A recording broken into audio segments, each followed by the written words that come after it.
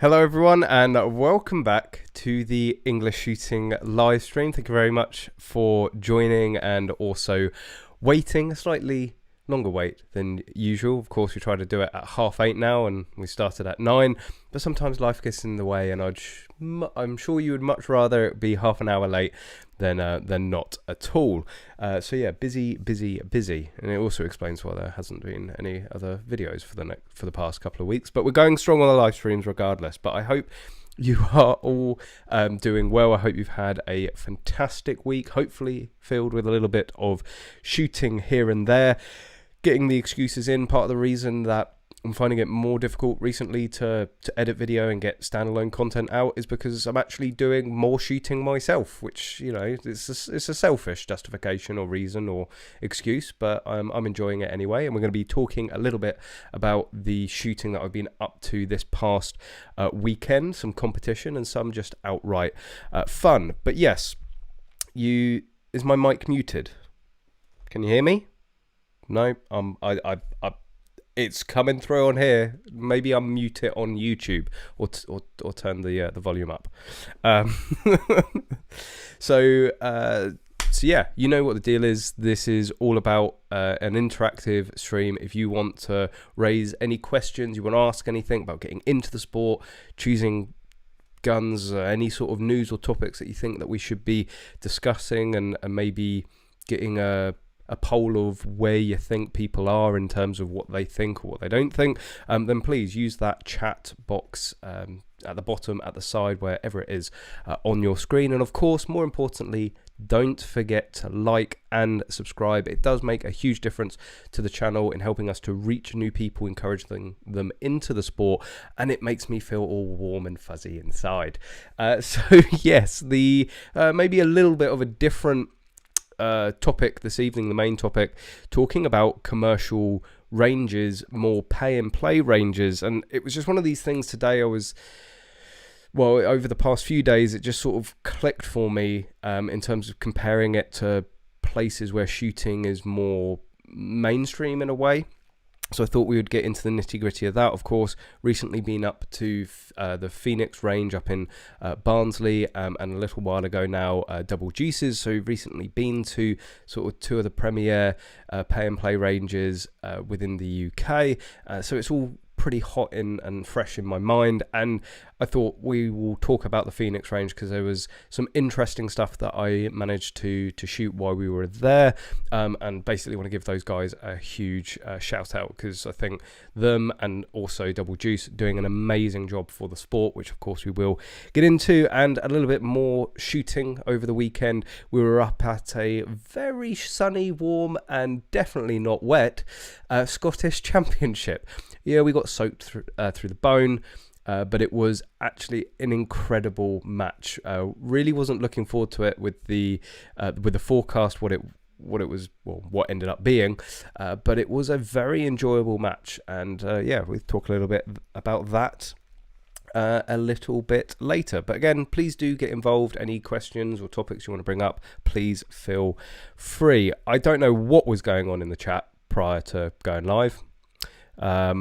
Daniel basically putting a target on his back. Again, I really appreciate, give Daniel the super mod, the ban hammer swinger extraordinaire. He swings that ban hammer so hard. I even get messages from people about it. But anyway, he does a fantastic job, and without him, I'm sure this stream would get taken down by YouTube pretty much every single week.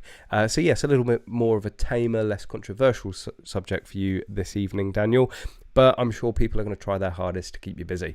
So make sure you've got that ban hammer to hand and ready to swing. Happy, yes, we will get on to the obligatory AR22 mag update in a little bit.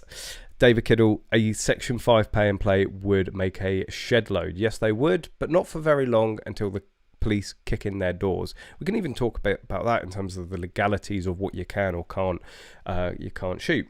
So commercial ranges, pay and play ranges, it's sort of light bulb moment. There seems to be more and more of these ranges popping up in the UK. Okay, Phoenix and Double Juice have been around for a little while now, but in the whole country, we've probably, as far as I'm aware, we've got 5, I think. And then you compare it to somewhere like America, where there's a pay and play range literally down every street. And I think that's a big difference, and also highlights a big differentiation between the culture. Is traditionally our ranges are clubs. And it's not saying that, you know, Double Juice, Phoenix and the other pay and plays aren't clubs as well.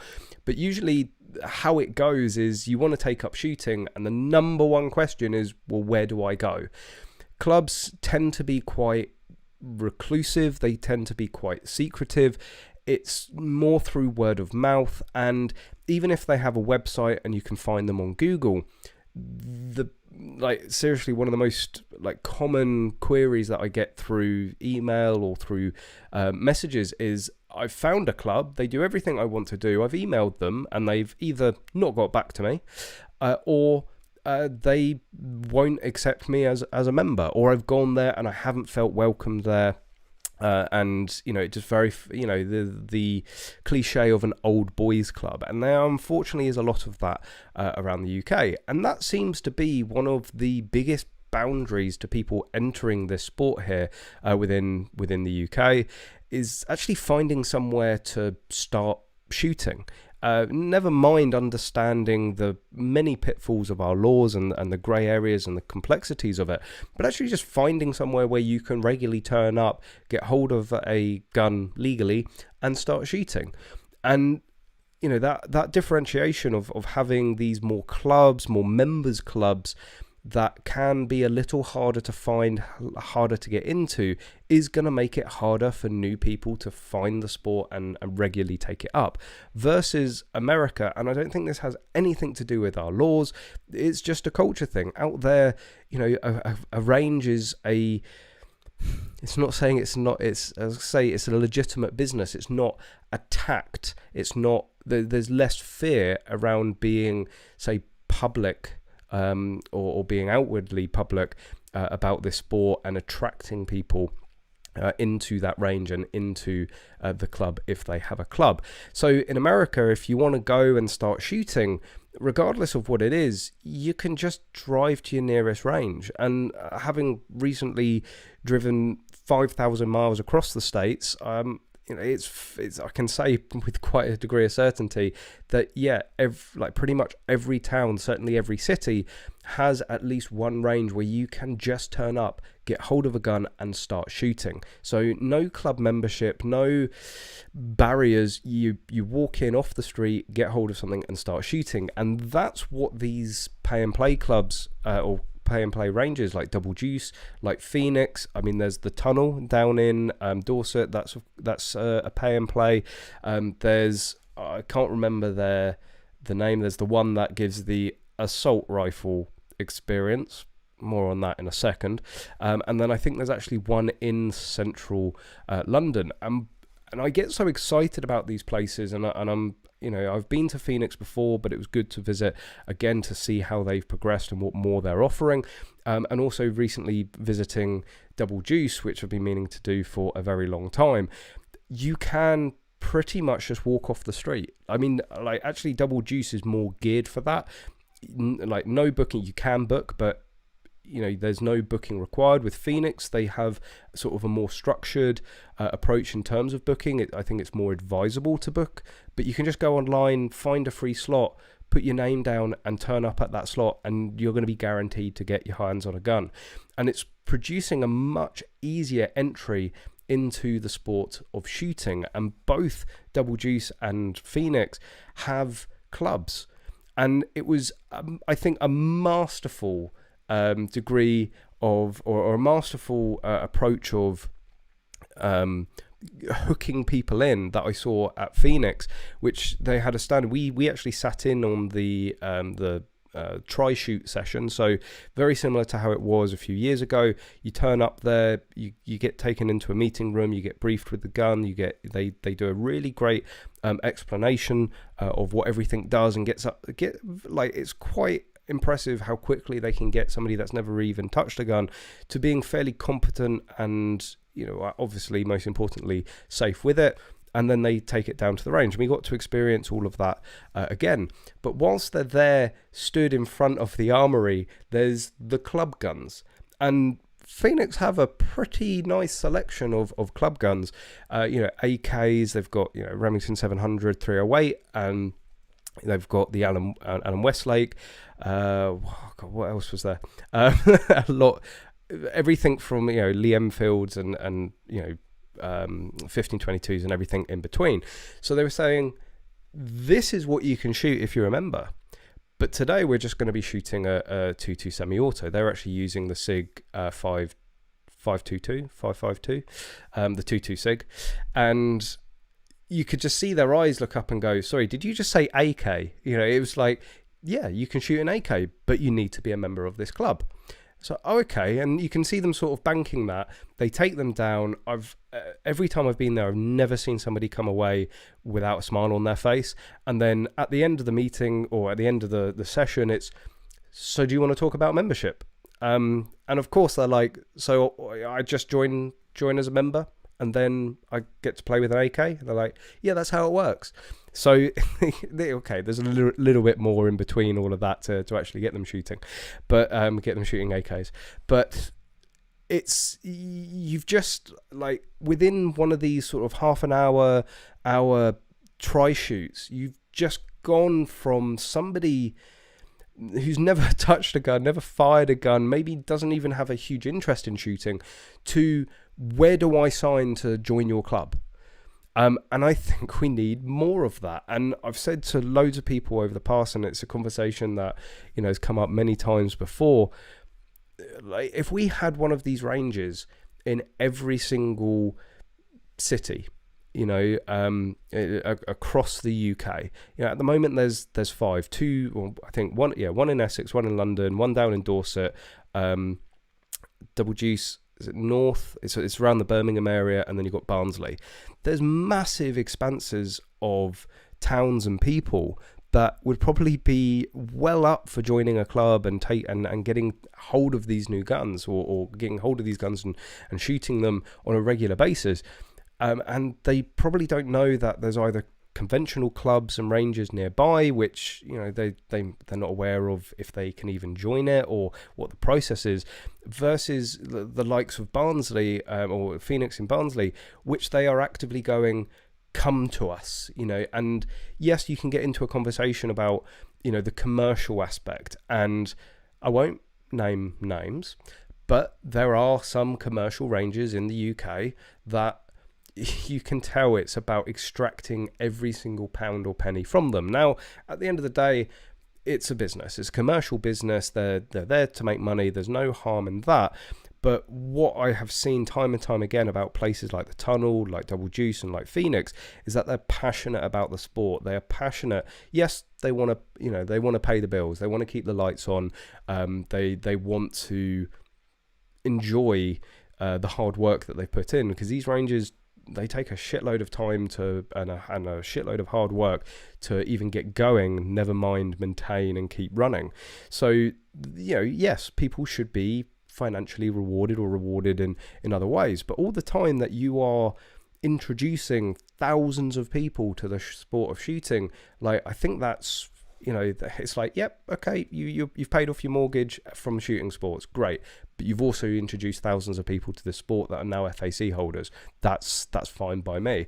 So I think having more commercial ranges, as long as the core value is about getting people into the sport, is about representing the sport and providing a good gateway into it, we should have more. I really cannot see any harm of there being more of a commercial aspect, and actually a lot of the issues that I've seen with clubs is down to the fact that they are run by volunteers. They are run by people in their spare time, and a volunteer membership club, it poses two issues with having volunteers, money and time.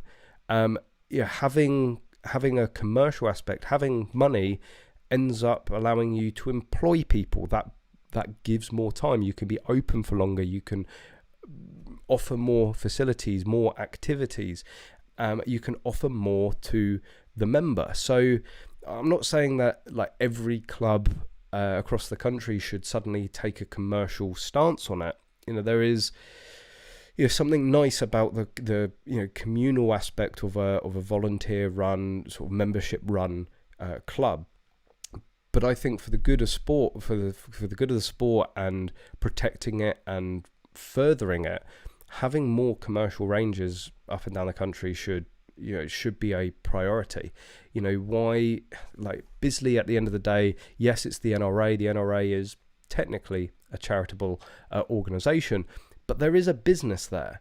Like, why isn't the NRA looking at the commercial benefit of starting up more commercial ranges across the country, and talking in detail with the owners and the people that have created these ranges? It's not like they're money pits. There's a lot of revenue to be generated. Every single time I go to one of these ranges, they're non-stop. There are people coming through constantly, and you start to do quite napkin maths, and you're going, this is a good career. Like, this is remove the shooting sports out of it, this is a good business model. Why aren't other organizations, more established organizations, getting involved with this? It's twofold. It brings revenue into these organizations and charities, and it also makes it incredibly easy for people to try shooting and to join the club. But sort of once again, this sort of, our organizations, it's just like with YouTube, right?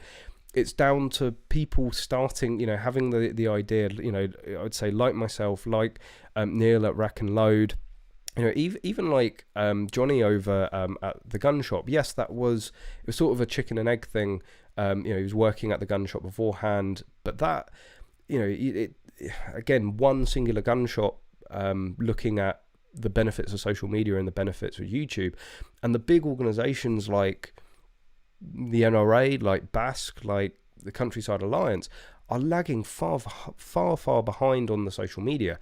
So again, it's taken these individuals to sort of say, well, why wouldn't that model work over here, and bring it up? So when are the big organizations and gonna sort of see the light here and go, this is a win-win for everybody, and get into it? So yeah, in terms of, I'm talking a lot about these ranges. I'll show you guys a little bit of it. I've got some photos that you might have already seen on the EnglishShooting Facebook page. Go and like it if you're not already, because you get to see stuff like this before the live stream. There will be a full video coming from Phoenix. I did whip around with the camera. And also Double Juice. That video still hasn't been released. I'm sorry. That will be coming out soon. But like, what always gets me about these ranges is like how American they look. It's you could literally plonk this range in some city or town in America, and it would not be out of place. So this is one of the firing points at Phoenix. Again, you've got moving targets, turning targets, and obviously they they're on a pulley system. You can push them forward. It is I think 25 yards, but everyone it's the same identical booth. I think they've got 8 shooting points in total, and you can actually see the corner up here is a camera and screen, so you can see your target. You can see where the rounds are going. Really well equipped. Like, it took Bisley God knows how many years to get cameras down in the butt so that you could actually see all electronic targets, and Phoenix have just done it. Again, if you start making profit, you can reinvest and improve the facilities, and this is what we're seeing. Probably a little bit of a better angle. I think that was Connor's. Maybe it was mine. I don't know. I can't remember. I beat Connor's, by the way. Just going to slip that one in there. Although he says I cheated, right? He says I cheated because I took the initiative of turning down the brightness of the red dot to get a finer dot. And yeah, okay, that probably did make the difference, but I thought of it, he didn't. Anyway, here's that's your screen there. So when it's down there, you can actually see where you're grouping, all electronic targets. And again, really nice like fit and finish to the whole range. All of these screens, which I think were brought in because of COVID, but it also stops you from showering your next door neighbor with brass. I'll talk a little bit about the guns. So all of the guns you're about to see are club guns. So, and this is, this I think is just absolutely incredible for introducing somebody to shooting sports. If you join a club, that they just have this plethora, this wide variety of different guns for members to get their hands on, and to actually and see very quickly the breadth of what you can actually shoot here within the UK. Like, for example, my first club, my university club, I was pretty much shooting, I think it was a 308 underlever, 2.2 semi-auto and 2.2 bolt actions. And that's as far as my knowledge went of guns. And then, a member brings in something different, or you go down to Bisley and you see the Enfields, you start seeing the 308s and things like that. Well, in Phoenix, they've got everything. So for any smart cookies out there, you've probably noticed already that is a Marlin 45-70. Absolutely love that gun. It's so soft shooting for such a mammoth cartridge and mammoth round. Really, really soft shooting. But yeah, club gun. If you're a club member there, you can shoot it. That's their straight pull AK. The straight pull AK in the UK is actually quite rare. I've only ever seen one other.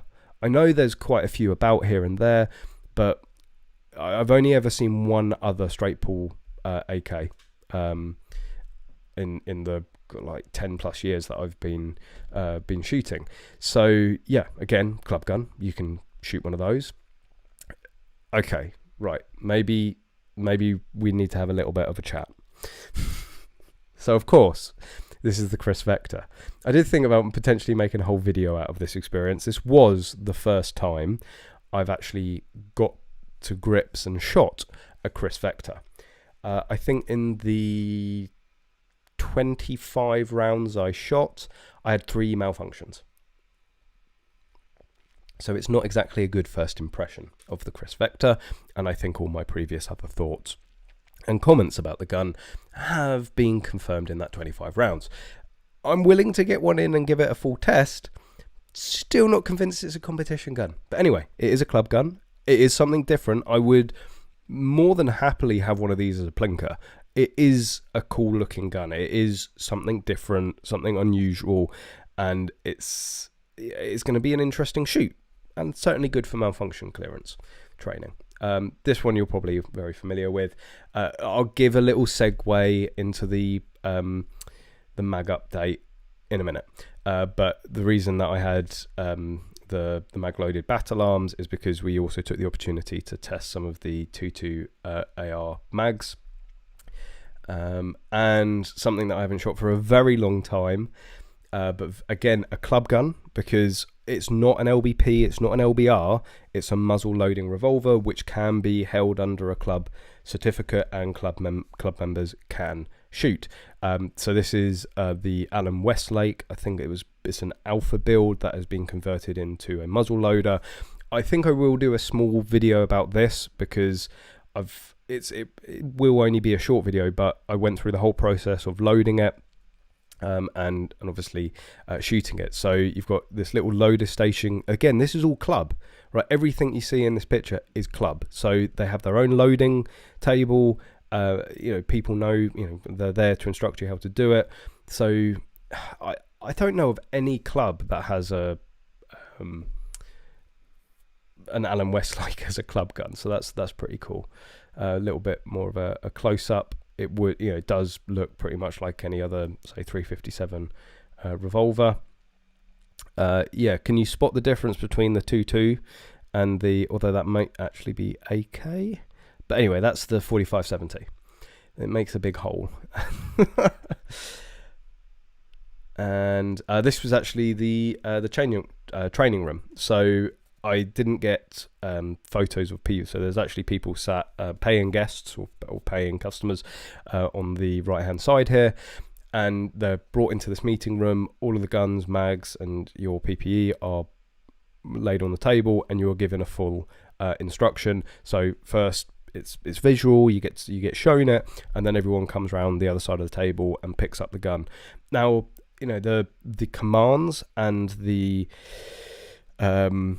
sort of the procedure is very different to what I see routinely, or I think what anybody would see routinely at a range.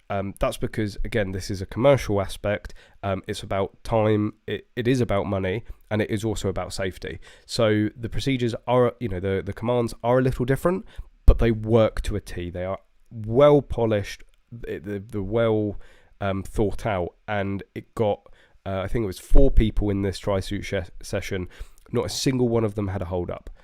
Everyone knew what they were doing. They were all shooting together simultaneously without issue. So very well polished. Just a slight tweak. So again, I think becoming a member, you'd probably have maybe a different experience than the tri-shoot. And the club room, arguably one of the best club rooms in the UK. And again, I think this is a massive benefit of having a commercial range, a range that is making profit. Yes, it's paying somebody's mortgage, but it's generating money for the club so that they can afford to have a fucking billiards table in there and wing-back chairs. And if that wasn't enough, oh no, I thought the next one was going to be a bar, but they've got a bar in there as well. And I think it's licensed. This is the reception, again, just done to such a high standard. You can see the club guns behind there in the background, so you can literally point at something and say, I want to shoot that. Armory, storage. So again, one of the biggest issues that, a common question that I get is, I don't think where I live is going to be suitable to have a safe or safe storage arrangements. Well, if you join a club like Phoenix, you can store your guns at the club and don't have to worry about security at home. And then we're back to the beginning. So like an incredible facility, and Double Juice is very, very similar. There's a lot of crossovers. Again, a little difference in the procedure and how they're run, but both have Home Office approved clubs, both have pay and play, and both have similar facilities in terms of their targetry. So yeah, I don't really know. I don't know really who I'm trying to convince. I think I'm just trying to put it out there that there should be more of these. If you I'm genuinely, seriously, I'm looking. I'm weighing things up, doing the numbers, working out how feasible it would be in terms of time for me. But I am absolutely sold on the idea of starting one of these up in down here in Portsmouth. The EnglishShooting range. Hampshire's gonna cry. I'm not just shooting on my own anymore. I'm inviting people into my own range. Sleepless nights will be had, but I'm so passionate about it on the introducing side, and the fact that it's a viable business as well. So if anybody has is thinking of a new business idea and you like shooting sports, I don't know, consider building a pay and play commercial range. Excuse me, got to have a little sip of the Northern Monk. But yeah, let me know what you think. If you've been to one of these ranges, or maybe you didn't know that these were about, and you want to go and try them out, I can highly recommend Double Juice and Phoenix, and also the tunnel down in Dorset. In terms of the legalities, I saw a few people asking about Section 5. Section 5's never going to happen in terms of a pay and play. It's but even to handle a Section 5 can be unlawful, never mind shoot it, if you don't have the right authority. And there aren't the exemptions in law to allow people to be able to shoot Section 5 as prolifically as they would need to for a pay and play range. There's exemptions like the TV and film exemptions, which allows people to handle Section 5 and shoot blanks through a Section 5, but pretty much the only way you're going to be able to shoot a Section 5 gun is that if you're a Section 5 dealer, or you're a servant of a Section 5 dealer, or you have Crown exemption, so, you know, MOD, police, that and the other. In terms of how these ranges operate, and this is why, you know, a little while ago now, there was the likes of Sean O'Neill attacking it.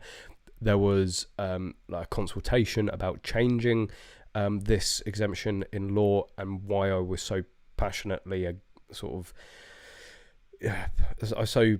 attentive to what was going on with it. It's the mini rifle exemption. So the reason that you can't shoot the likes of an AK, there's another exemption which I'll get onto in a second, but under mini rifle, the mini rifle exemptions allows anybody to own, possess, shoot a rifle up to .23 caliber. Now, yes, that technically includes .223. It is taken in, I think, or the understanding is that it should be .22 rimfire, but the black and white letter of the law does say .23, and that's how double juice, and that's how the Phoenix range operate. And I believe it's 11.3. So it's section 11.3 of the Firearms Act, which is the exemption for mini rifle. So basically that's why you can't shoot the likes of the AK. That's why you can't shoot the centerfire calibers, or even the Allen Westlake, is because they're running these pay and play sessions, these try shoots, under the mini rifle exemption. The reason you can under the club is that the club exemption allows you to shoot any guns that are under the club certificate, or it effectively allows you to shoot any gun for the purposes of that club. And that's why club members can loan guns. That's why RFDs can loan guns to clubs, and club members can then shoot them, of course, with the exception of a Section 1 shotgun or an LBP or an LBR, because they were never, well, technically the LBR and LBP should be within it, because there's no specific exclusion or actual legal definition of that's a side note that I might get onto in a second. There's no legal definition of one, but certainly Section 1 shotguns are not included within the club exemption. How I believe the tunnel operates in Dorset is that you have another exemption in law, which is called the estate exemption, and this allows people to go, and it's meant to be for big country estates where you have deer stalking and pest control and other shooting. And the estate exemption pretty much allows anybody with permission of the estate owner, estate manager, to take an estate gun, and that, I believe, is any gun under the FAC of the estate owner or estate manager, and go out and shoot deer, shoot foxes, shoot vermin, whatever. But there's no legal definition of what an estate is. So how the tunnel operates is that they say that the tunnel sports centre or shooting centre is, or the tunnel ranges, is an estate. So the owner, operator, manager of the estate has all of these guns. There might be, different exemptions used, like, again, Phoenix is using both the mini rifle exemption and also the club exemption, but the tunnel is throwing in the estate exemption, which is why you're able to shoot a 50 BMG down there. Technically, you can shoot a 50 BMG under the club exemption. I think there might be a few caveats with it, but basically the tunnel was operating under the estates exemption, which gave them a little bit more freedom and flexibility in terms of what you can shoot and how you can shoot. Oh, that's right. You were able to shoot the 50 cal as a pay and play customer without being a member of that club or a member of a Home Office approved club. That's why they were using the estate exemption. So down in the tunnel, you can go down there and shoot any gun, any caliber, because they are operating predominantly under the estate exemption, rather than just the mini rifle or just the club exemption. So that's how legally these ranges operate. And at the end of the day, the mini rifle exemption was pretty much born for this exact reason. And this is something, again, I really like about Phoenix, is that they give a purpose to it. It's not just like come and have a shoot. It's about, well, why are we doing this? And it's because of skill at arms, and that's why the mini rifle exemption was created. It was to allow working class people to maintain their skill at arms in case they were ever called up to war. Daniel, get ready, make this slightly spicier. The other phrase that is regularly used within the likes of the mini rifle exemption, or even the NRA, NSRA and UK PSA's mission statement, is defence of the realm. That's why we have the NRA. The NRA was created to further skill at arms, not just in 2.2, but for everybody, for the purpose of defence of the realm, in terms of defending the Queen and country. So that's where the roots of these exemptions and where these clubs and ranges really sort of come from.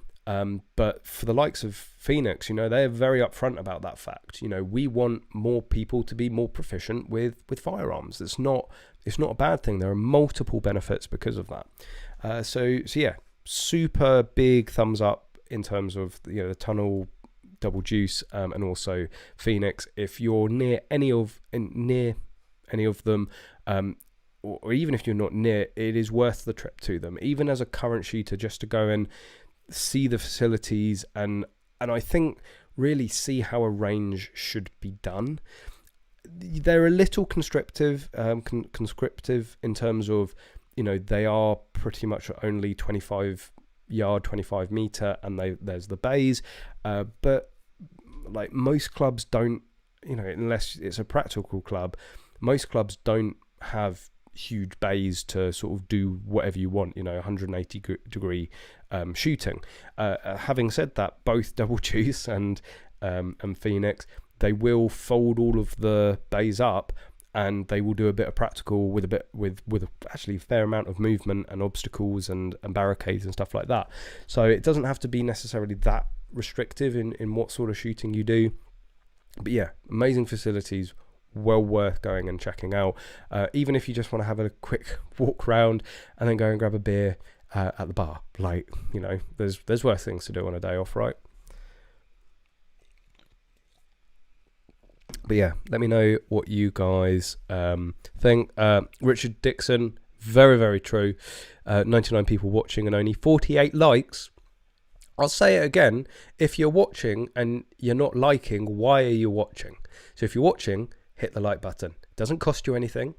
It's free, and it only takes literally a split second, unless you've got slight arthritis, then it might take you a little longer, and to which I sympathise. But just take your time. You can hit it. You can just go on, do it. Yeah, a little segue, and I can't believe it has taken me this long to actually bring it up and stream. Maybe I have and I've forgotten about it. Life's just a bit of a blur at the moment.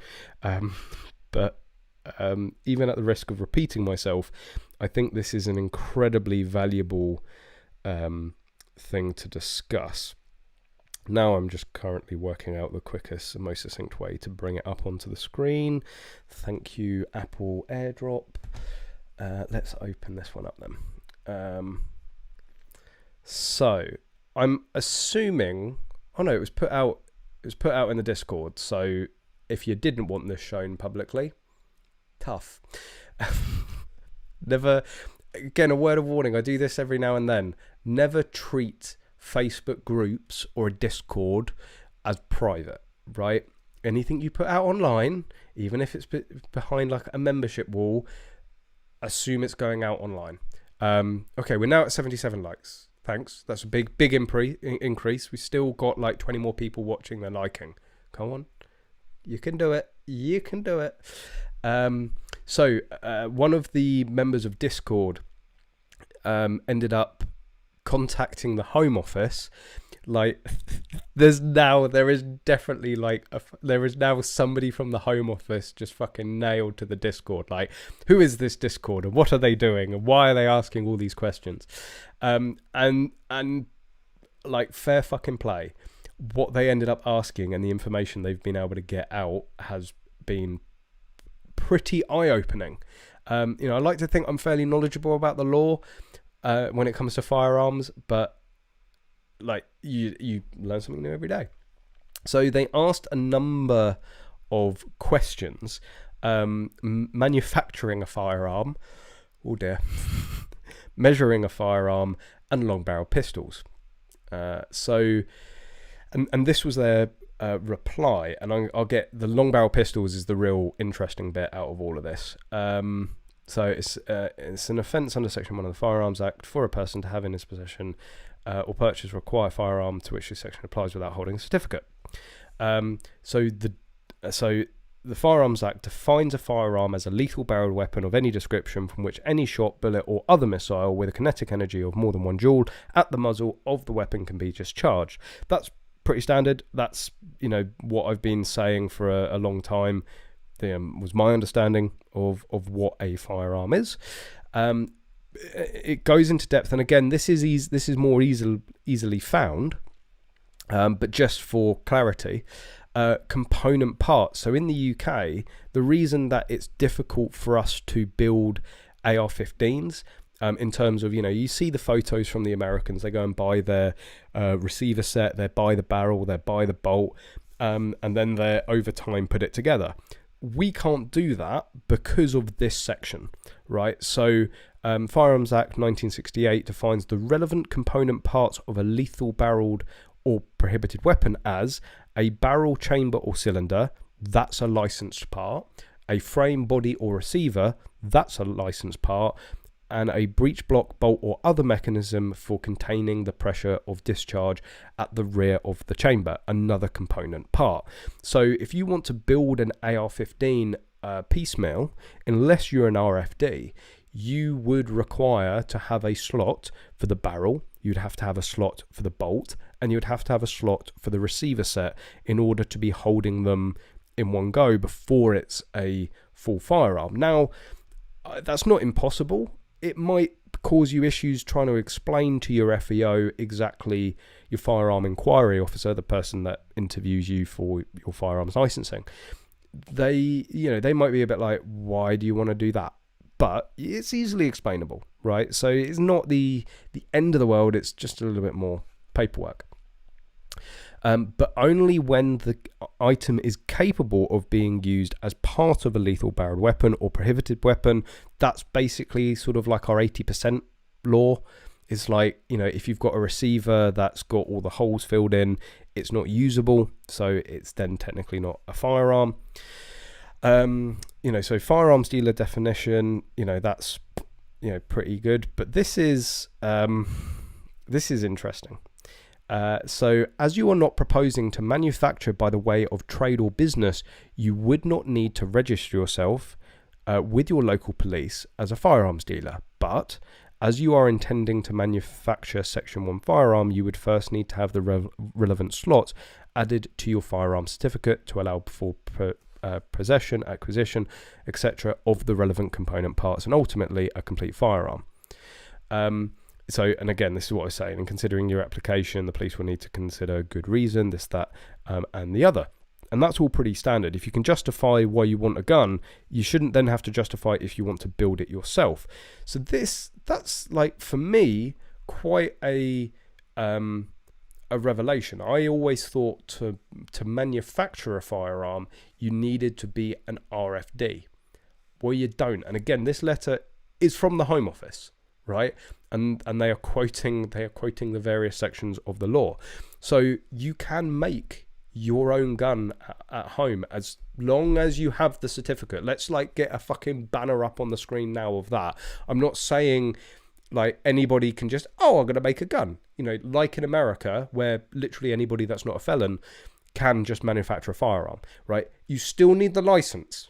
Just because you've made it at home doesn't mean it's exempt from firearms licensing. So I'm not in any way, shape or form encouraging anybody to illegally print, Freudian slip, make a firearm without the relevant licensing. But if you are a firearm certificate holder or even shotgun certificate holder and you fancy making your own gun, you can legally do it without being an RFD.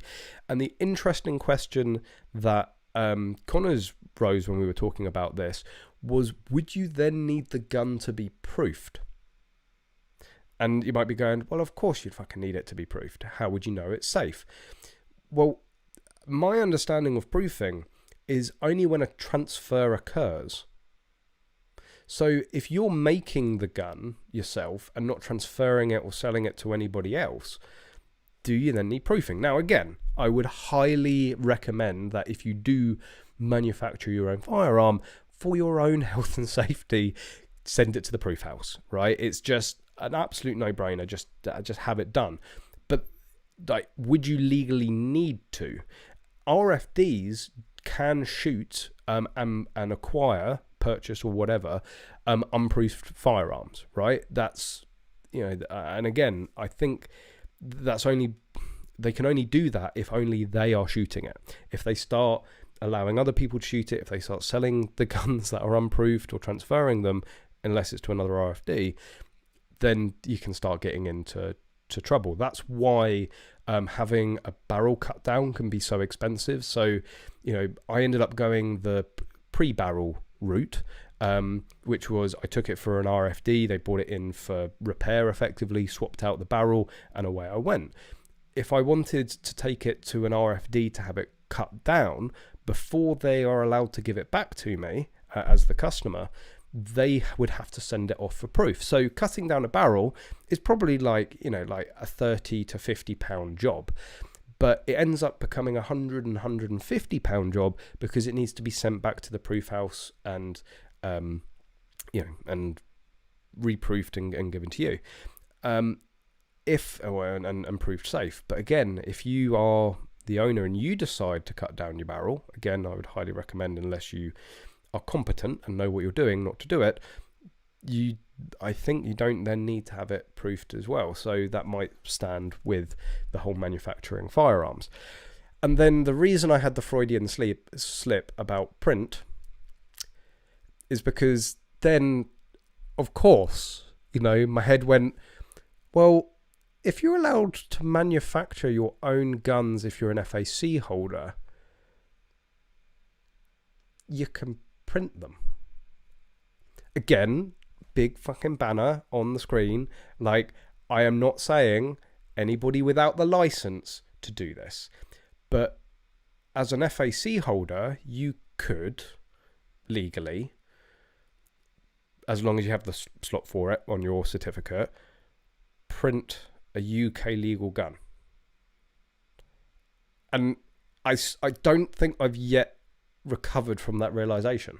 So yeah, we'll see where that one goes.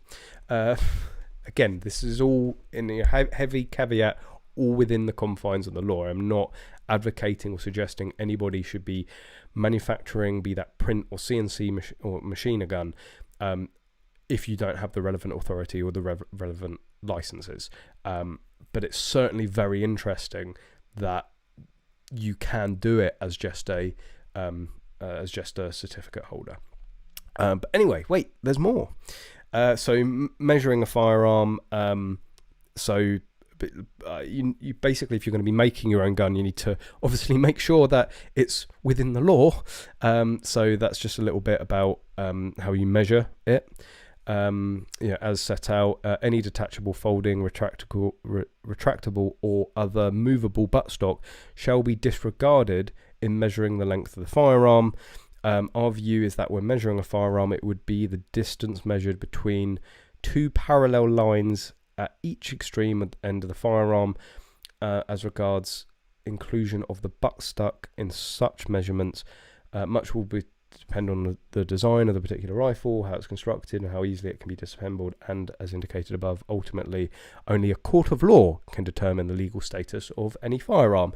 This is just the biggest get out of jail free card for the police and FEOs and the Home Office. We can only advise, but a judge will tell you.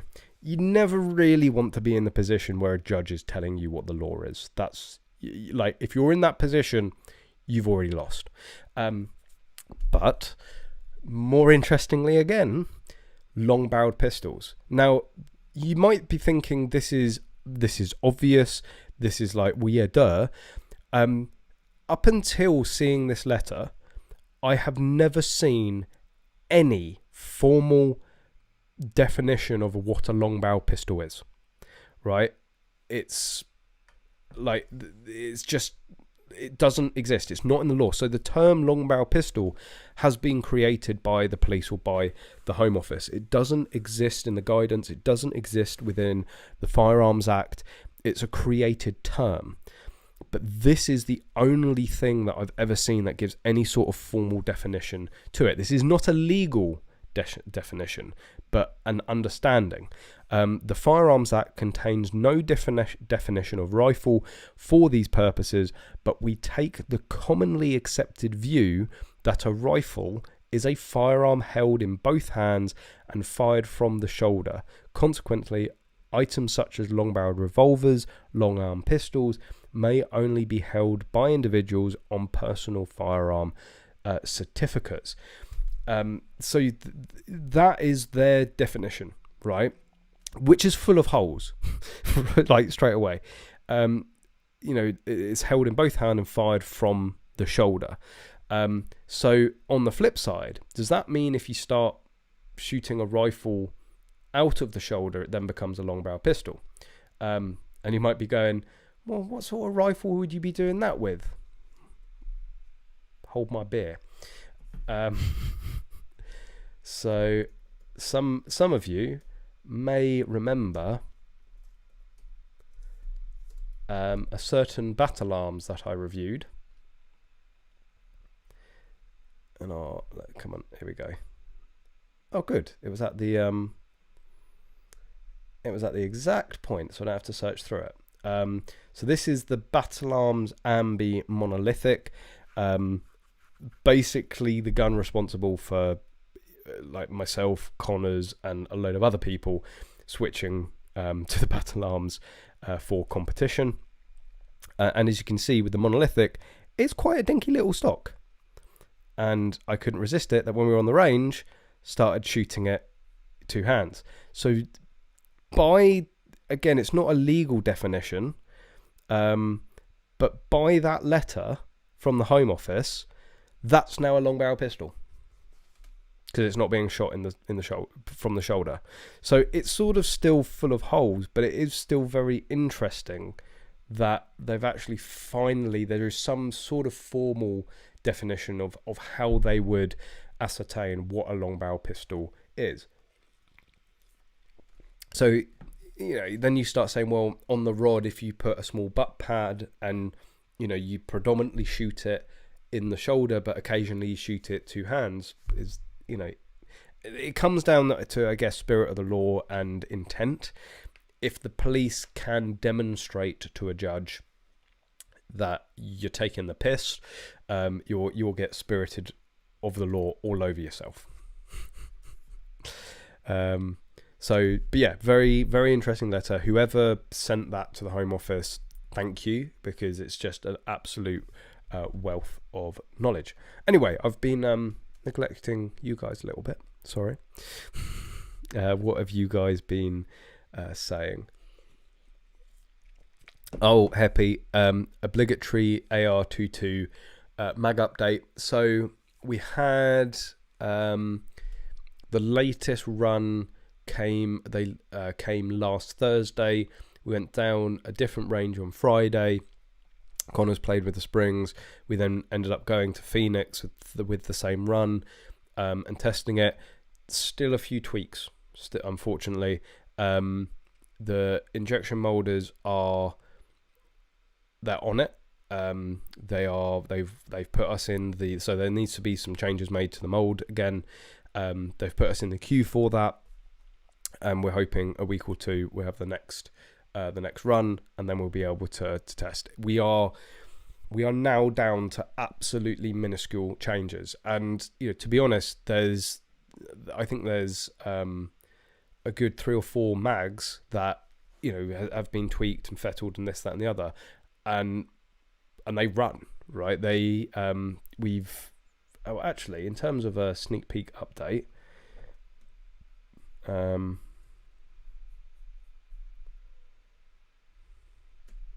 this hasn't been put out yet. I've got So this was on the Friday. This was last Friday. So this hasn't been seen yet.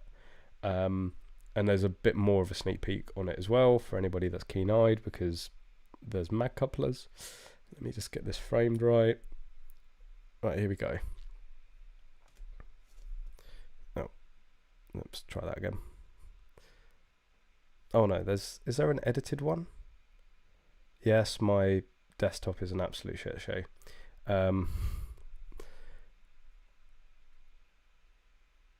So two of them, obviously you can see there's two, and we will be selling these couplers.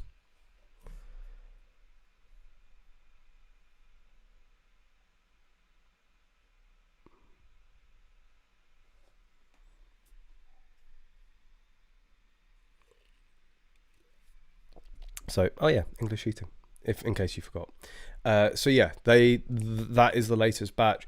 There is just a couple of tweaks, and it's because we are going for 100% reliability. That's why it's taken so long.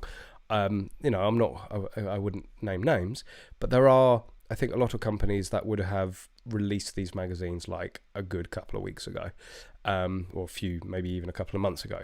They need to be happy, and I think I said this we need to be happy because we want you guys to be happy with them. I think, you know, what I said was the bar for us releasing them was when we would be happy to take them into competition. Like literally lucky dip out of a production batch and take one and run straight into a competition with it. Until we're at that point, we won't release them. And again, I know it's taken a lot longer. We're trying everything we can. It is top priority. And again, I can only apologize for the delay so far. And also how amazing you guys have been in terms of being patient with them. Everyone, we've not had, like, at the end of the day, I've said this to customers already, like, we fully understand if you're sort of sick and tired of waiting, you want a refund and you want to wait until they are here, then fine, like, that's absolutely fair enough.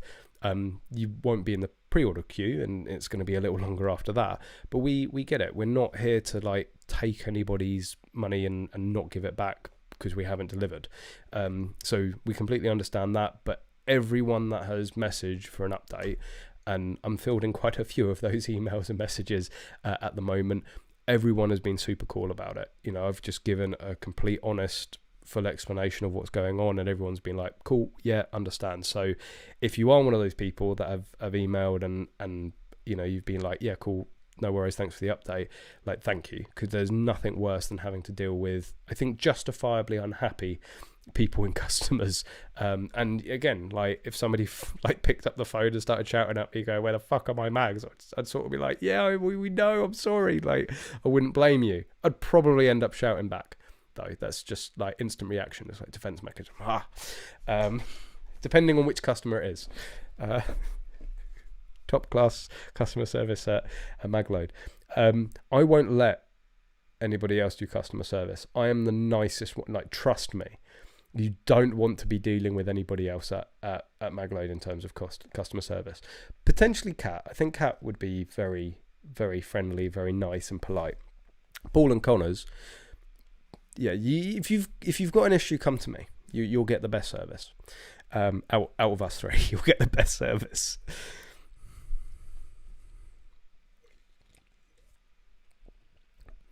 Daniel, more clubs open to new people would be the golden key to bringing way more people into the sport.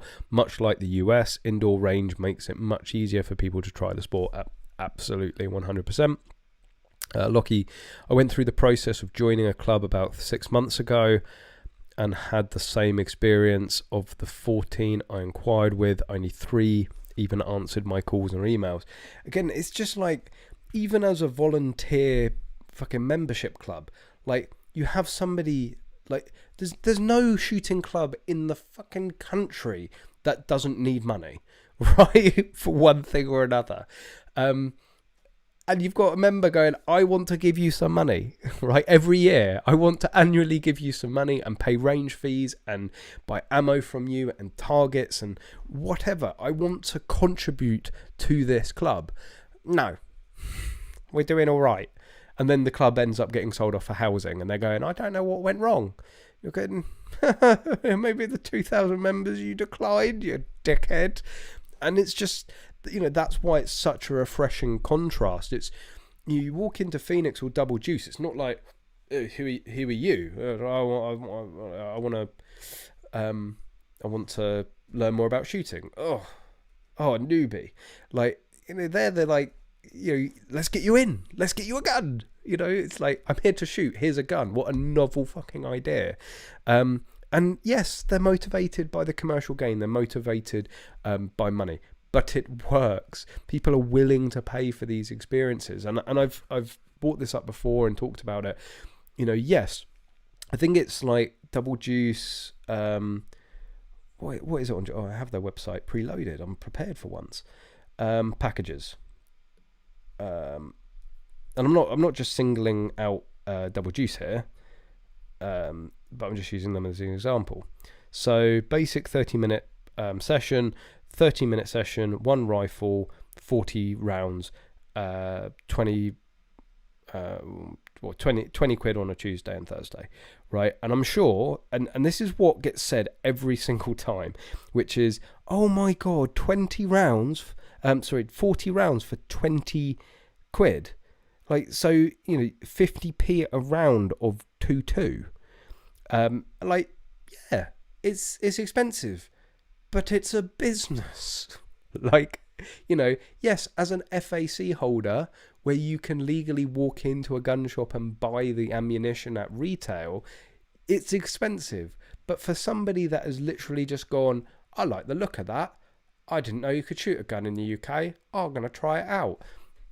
That's like 20 quid's like nothing to try something out for the first time. Like, the first time I ever tried full auto, I've got to be careful with this. Was that the first time I tried it? Yeah, the first time I tried full auto, it was out in Salt Lake City. And I paid, I think in total, I did get to shoot the 500 Smith & Wesson, but I got to shoot one mag of an MP5, which I think is like 30 rounds. The 30 round of 9mm out of an MP5. And I think I bought I think I have the box actually somewhere. Yeah, it's buried, probably at the unit.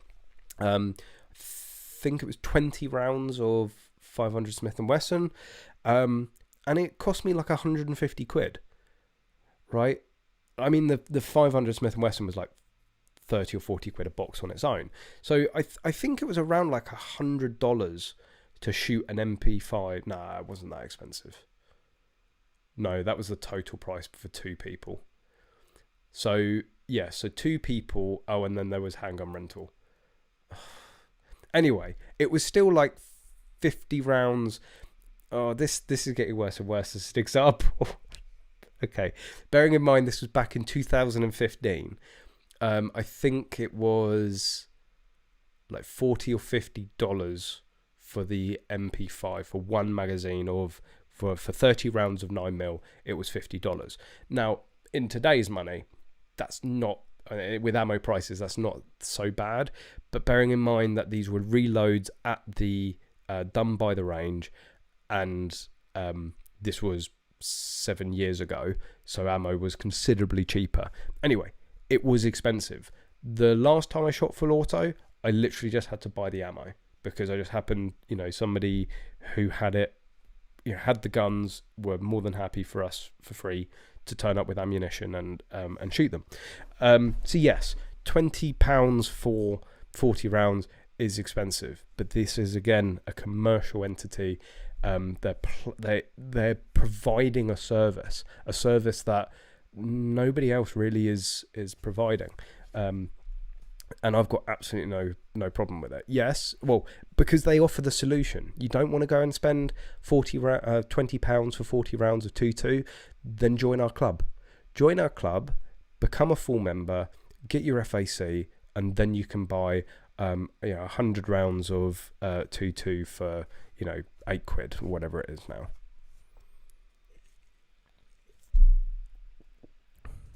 Urban Space Monkey, there's an airgun pay and play in Devon.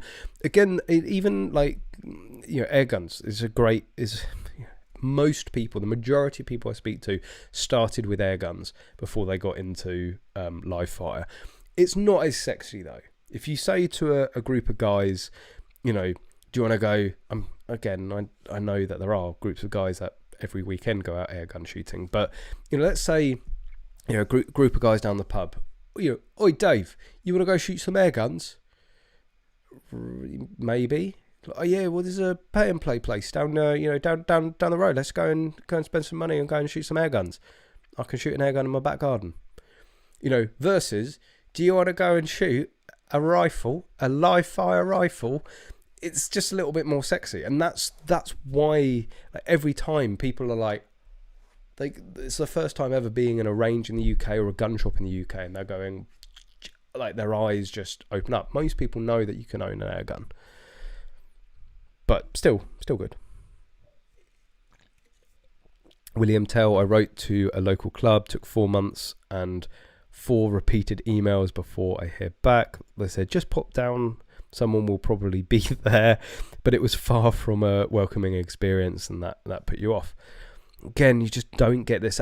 You know, yes, it's more expensive, but because these are businesses, because it's a commercial range, if they don't keep their customers happy, they go out of business, right? And they are, you know, whereas with these clubs, they have got incredibly complacent. They're like, oh, we're doing all right. We've got enough members to survive. We don't need any more. So if you don't want to put up with our shit, you can fuck off.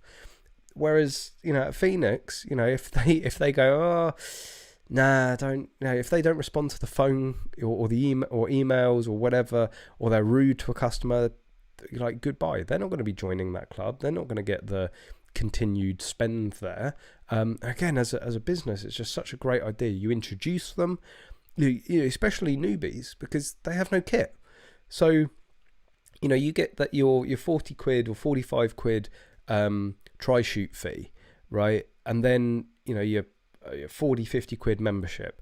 And then they buy their FAC and they buy their guns from you, your ammunition from you, they're safe from you, your cleaning gear and all of this. And, you know, before you'd know it, one customer that came in to spend £45 for a try shoot over the course of 2 or 3 years can end up spending thousands and thousands of pounds with you. So, yeah, great, fantastic business model, which is making it easier to get people into the sport. Stephen, I joined a rimfire club in October, and it's only had a website in the last 2 months. The club's been going for over 100 years. All older members treating it like a private social club. Yeah, and that is, you know, we want to, and I'm obviously all for protecting the sport and sort of shooing off potential dangers, you know, from outside, like the gun control network and this, that, and the other. But we can be our own fucking worst enemy sometimes. You know, this private social club attitude, this old boys club attitude. That's why it's so hard for people to get into the sport. Nexus, these clubs / ranges work wonders in Poland. There was no problem. There was one that I'd heard in my lifetime that was a fringe extreme case. That one I go to is fantastic. The one I go to is fantastic. I train on a Glock there. Awesome. Well, yeah, talking, you know, I'm singing the praises. There is, you know, a potential downside, which is when you get people that are purely looking at the money. And I'm not saying that these guys are purely looking at the money, but it's obvious that they're certainly prioritizing the effectiveness of their advertising rather than for the good of the sport. Again, this was a post on the EnglishShooting Facebook page. Like, this shit isn't helpful, right? So it's the target. I think we've talked about this on the live stream. I can't remember what this place is called. Target Sports World. Like assault rifle shooting. Like, the only reason they're doing that is for tagging, is for what's it called? Like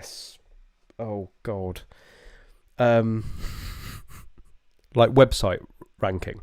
That's all they're doing it for. And I can tell you, like, the phrase assault rifle. Oh, YouTube's going to take down my fucking live stream now, aren't they? Like, assault rifle, mass shooting, school shooting, stuff like that, right? They get huge engagement. Like, when you look at the rankings in terms of tags, so when you upload a video to YouTube, you can tag it, you know, and mine are pretty benign, and always relevant. But if I wanted to increase views, if I wanted to increase footfall onto the videos and the channel, start using phrases like assault rifle, and it would shoot. And I absolutely refuse to. It's not like, and you don't really see the tags. You can, if you have certain plugins for YouTube, you can see how somebody's tagged a video. I might even be able to do it now, actually, because or did I renew that plugin? We're about to find out. Just can literally go to any random video. This is going to be fucking dangerous, isn't it? Going on to my own video. Assault rifle.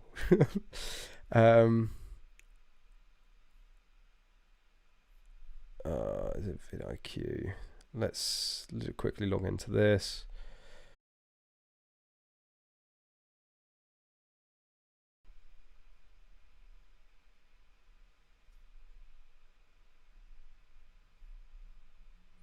I knew it would be bad. I knew trying to log into that software or showing tags would be bad. I just didn't know it was going to be bad in that way. So apparently the plugin that shows me the tags on YouTube kills OBS. Who'd have thought? Anyway, swift recovery. So yes, I can't show you the tags, but anyway, that's why they've done it. That's why they're using this assault rifle shooting, because of the news and the tags and the SEO. Yes, thank you, Happy. Having a bit of a brain fade there, and also so was OBS. But yeah, it's not acceptable, because this is a misconception that we are always trying to break, right? And doing a fucking package that's called assault rifle. So this is one of the downsides of the commercial aspect. Somebody letting the commercial element overdrive the sporting element of it, the good of the sport. But as long, but where's the NRA? Where's the NSRA? Surely there's an organization or somebody that can prevent them from using that phrase, or apply pressure, or have a word with them. But they're too busy trying to sell us down the river on other things. £17 for 50 CCI. Where the fuck where are you buying your ammo from?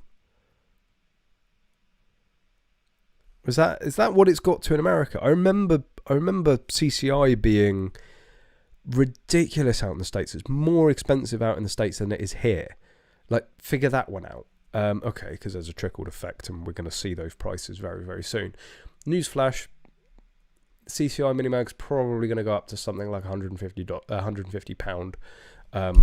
Based on the prices that we saw out in the States when we were there.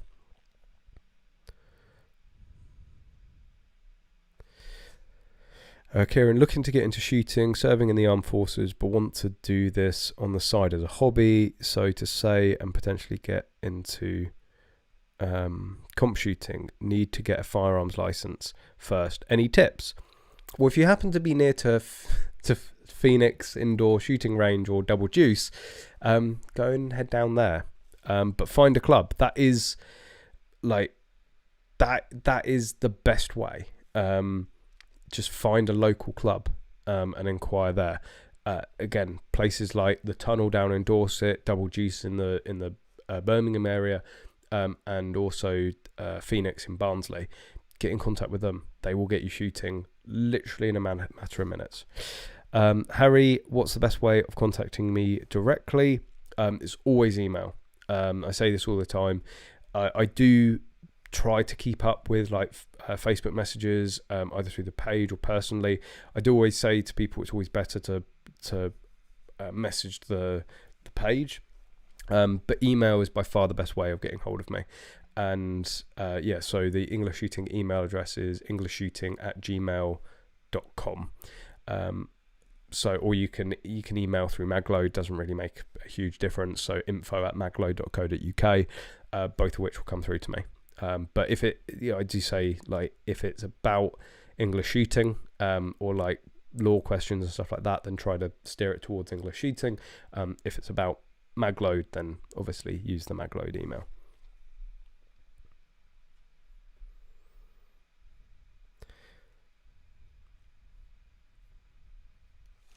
Aaron T, I know you are not a big fan of the NRA, but they seem encouraging and welcoming for new members, and they have a lot of members. Oh. It depends. It depends who you end up being.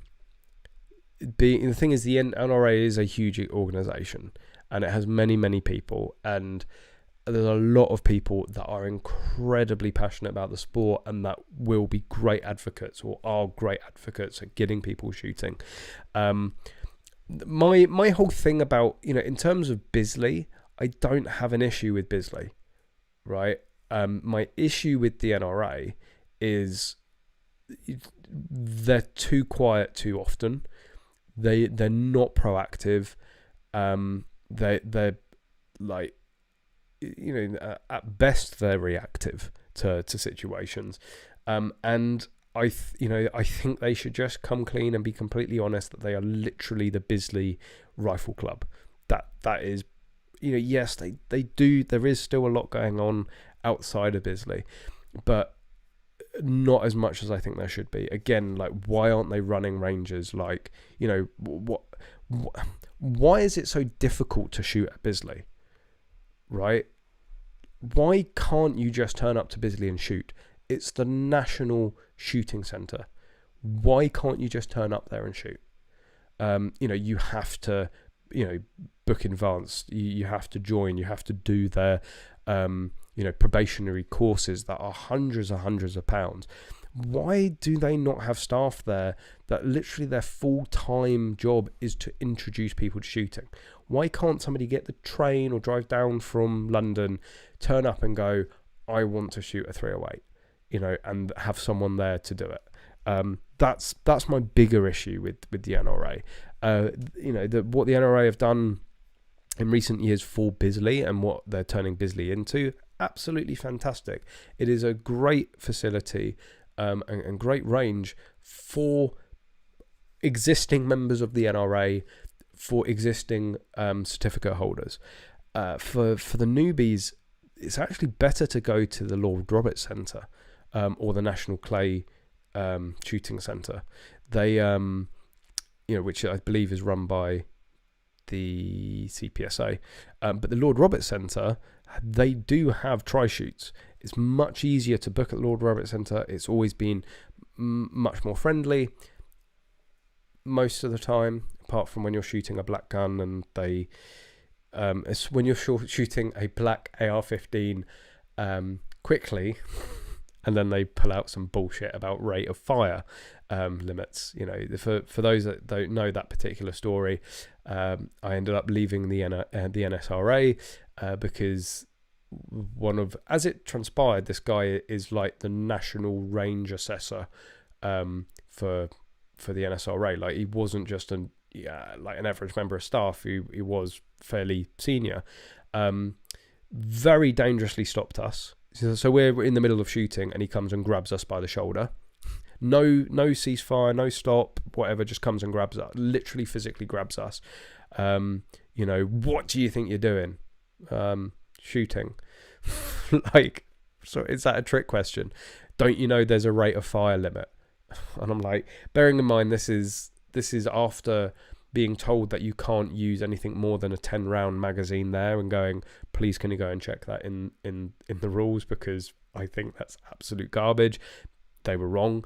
Somebody come rushing out telling me that I can't shoot a 15-22 there because they thought it was a section 5. So by this point I'm like, obviously the knowledge of when it comes to slightly practical tactical guns is lacking within the NSRA. And I was like, look, like, completely understand, like, you're here to enforce the rules. I'm certainly not here to break them. Given my previous experience of the lack of understanding of what the rules actually are, please could you show me where in the rules it says there's a rate of fire limit? Define what the rate of fire limit is, and I'll stick to it. I don't have to do that. You sort of do. Like, if you're telling me there's a rate of fire limit, you have to at least tell me what that rate of fire limit is so I can stick to it. Well, I don't have to tell you that. Okay, so I'm going to self-impose a rate of fire limit of 100 rounds a second. Like, and anyway, it started getting ridiculous, and I ended up leaving. I ended up leaving for 12 months.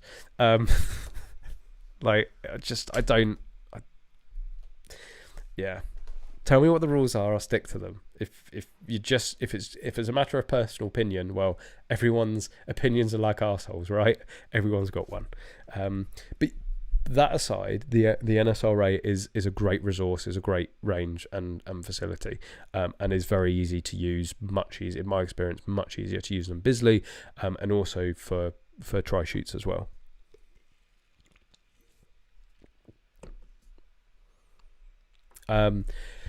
In terms of shooting, we did say we would talk about the Scottish Shotgun Championships. Now, this is a competition I've been to a few times. So, yes, it's going to get very IPSC for a little bit. Deal with it. Practical shooting's the best. Prove me wrong. Basically, we have these level 3 matches. They are national championship matches. There's only a handful of them a year, and they are the sort of pinnacle of practical competitions here within the UK. Now, Scotland, this was my 3rd time, maybe 4th time. I think it was my 3rd time shooting, maybe 3rd time, 4th time attending. Anyway, I've been to a few of them, and it's the level 3 that I've been to the most.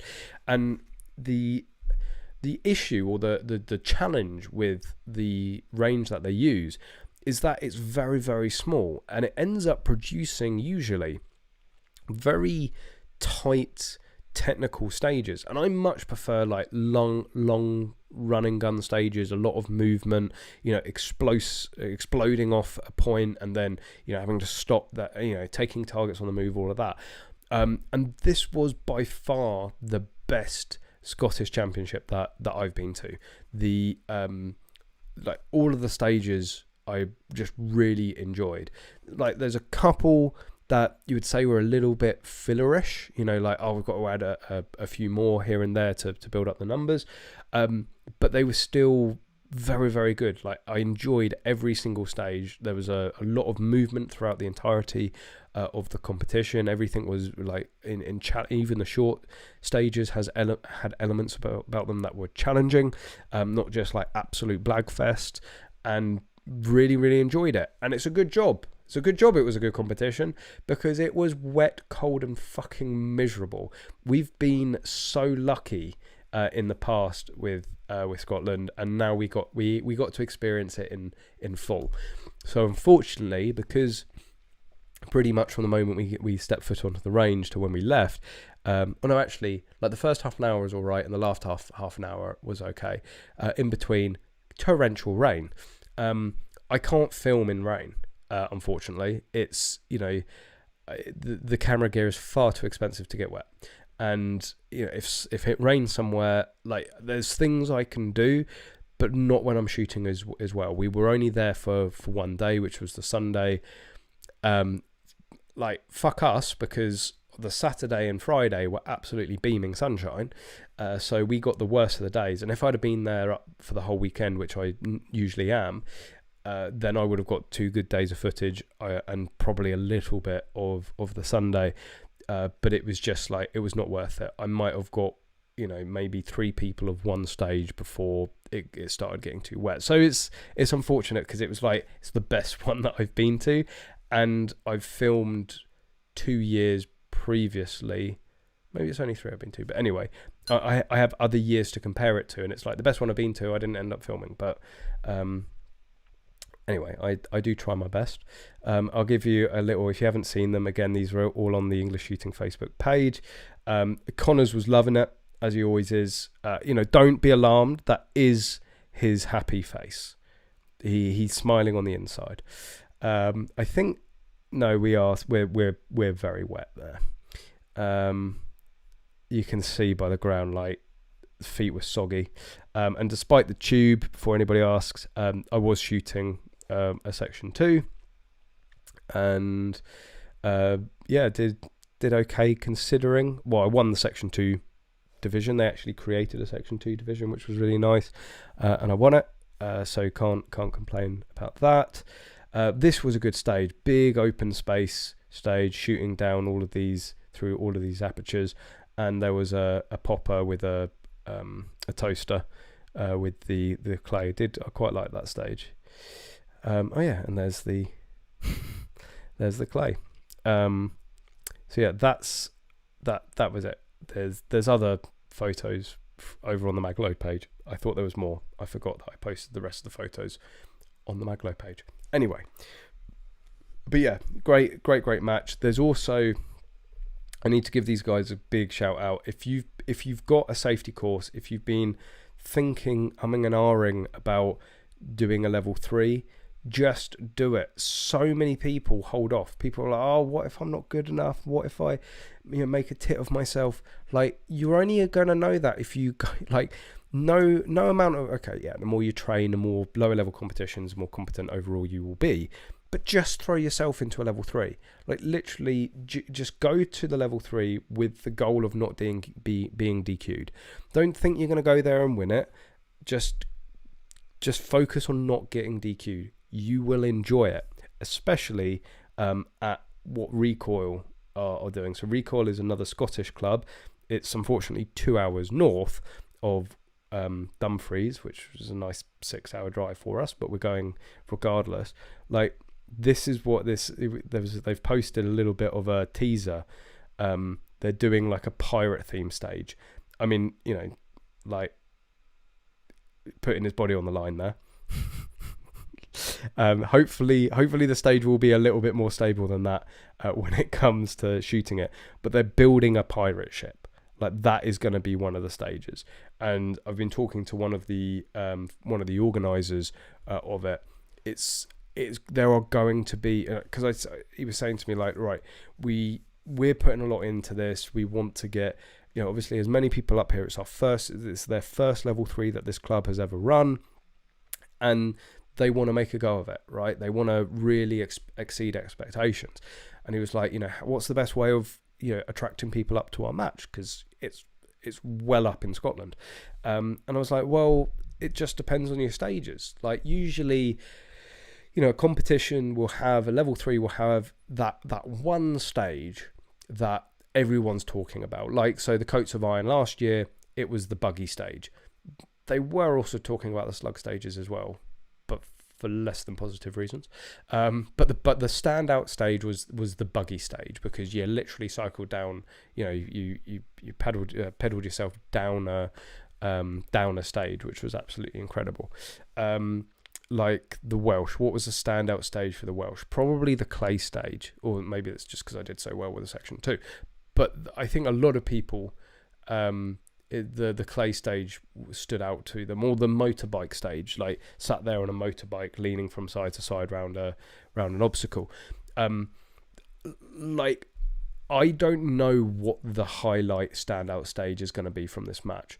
Talking to the organisers, there's at least 6 that are going to absolutely blow people's mind in terms of the build, in terms of the technicality of it, the layout, the furniture, just the ideas that they've come up with. So if you're on the fence, like, it's going to be worth the trip up.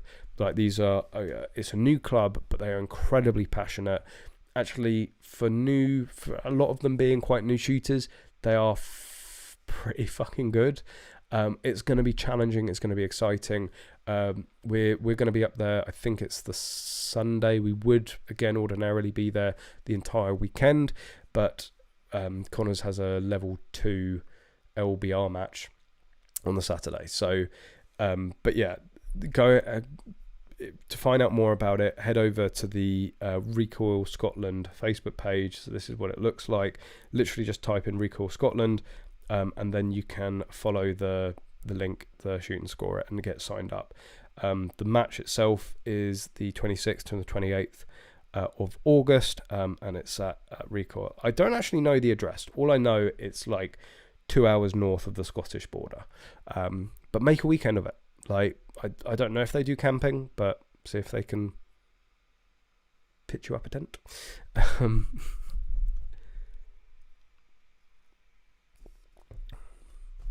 Adam King 47, hey mate, for an FAC, is it acceptable to have a rifle safe installed into a drywall?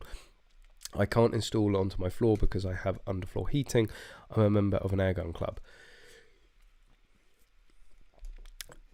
The question is, can you pull it off?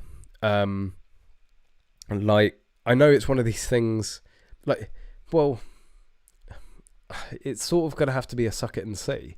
Like, you are just going to have to bolt it to it. Maybe if you found the if you can find where the runners are, so whatever the wood, whatever the plasterboard is, the drywall is affixed to, if you could find where they're running and bolt the safe to that instead, that's going to give it a lot more rigidity. But other than that, like, bolt it to the wall and try and pull it off yourself. Because if you can't pull it off, then, you know, your FEO isn't going to be pulling it off, or even, you know, a potential break-in isn't going to be studs. You're a fountain of knowledge, Happy. From SEO to studs. Ever helpful, thank you. So, yeah, like, I know that's not exactly the best method because you might end up affixing it to your wall and then ripping some holes into it or out of it. Alternatively, if you have an attic, putting it up on the joists in your attic, that's a popular option. Other than that, I don't know. But yeah, but basically, like, the FEO doesn't really care what it's attached to, as long as it can stay attached to it. There's no specification that it has to be a brick wall or it has to be put in the studs or the joists, just as long as it can't be ripped off of the wall, as long as it will delay a potential, you know, again, safes aren't meant to be impenetrable. They don't expect that for a safe to stop somebody with an unlimited amount of tools with an unlimited amount of time. It just has to slow them down. It has to be a preventative. It has to stop, moreover, opportunists, ultimately. Only because I have to go through all of these options in a new build. Well, the more you know. Tony Butty, I'm a member of Recoil. It near Shots Prison. Maybe not using that as a landmark to encourage people going to the match, just in terms of positive marketing. But yeah, it's by the prison. I mean, you know, there's probably some people in there on Firearms, you know, offensive going, ooh, that sounds familiar. Richard, my aunt's is screwed into studs of drywall. Officer just gave it a pull to check it was attached. Did hang off of it or didn't hang off of it or anything. Yeah, it will depend. It will vary from FEO to FEO how much they pull on the safe. I don't actually think my FEO gave it a particularly hard pull, but then I'm a bit of a special case. Like, he's like, it was pretty much like, that's your safe, yeah, it's bolted, yeah, you know what you're doing. Like, it looks good. Let's go. Like, I think he might have just got the front lip and given it a bit of a shake for any movement, but it was certainly not a lot of force, and he could see all the bolts in it, so it was fine. And it's it is that one there. Yes, the keys are dangling out of it, but there's currently nothing licensed inside of it. I can assure you, if given the privilege of putting something licensed in it, the keys won't be dangling from the fucking safe. Anyway, the valuables are not in that one anyway. I have multiple safes. Ha! International safe man of mystery. But on that ridiculous note, I think I am going to call it there for this evening. Before you all head off, although there are now more likes than people watching, because all the people that didn't like it has fucked off. Story of my life. But yeah, before you go, if you haven't liked it already, hit the like button. If you like what you see, there is an OnlyFans. I really need to do that one day, just to see, and anything for an easy quid, right? But yeah, if you like what you see, or you've enjoyed watching, then please hit that subscribe button. We do this every single Thursday, usually about 8:30. It does vary every now and then because life gets in the way. And again, thank you everyone for being patient with that. I do try my best to keep it consistent, and it's sort of like the routine sign off now for live streams, but I do have a shitload of content and footage and videos to come out from the American trips. I've got the Phoenix range visit, I've got the Double Juice range visit. I will be reviewing the Battle Arms Ambi again, the fully mag-loaded one. I haven't actually filmed that yet, but that will be coming out. I will be doing a review of the Trijicon MRO very soon, review of the core belts. I do just want to a quick shout out to these guys because they hooked me up. They haven't paid me at all. I know I said I was going, but this is important. I keep forgetting to do this every single time.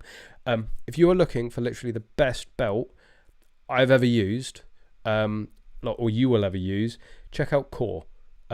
These guys, I had one of their belts. I think I worked it out for a good 5 years, and it was incredible. It's I used it every day.